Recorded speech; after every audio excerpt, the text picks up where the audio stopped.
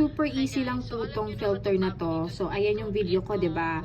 So, pag nakita mo yung photo animation dyan sa baba, i-click mo lang yan. Ayan yung photo animation. And then, click mo to. So, eto yung magazine. I-focus mo lang siya. So, ayan, 'di ba? Gumagalaw siya. Tapos, ito yung drawing kong mukhang ewan. Actually, gumagalaw din siya. O, 'di ba?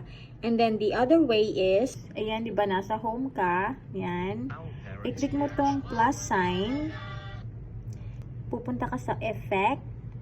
And then, sa trending, under trending, makikita mo yung etong picture na to. Ayan. Yung may mukha. Ayan. Tapos, i-click mo lang siya. And then, yun na yun. Iharap mo siya sa magazine or whatever picture na gusto mong pagtripan. Ayan na. I-click mo lang yung record and okay na yan.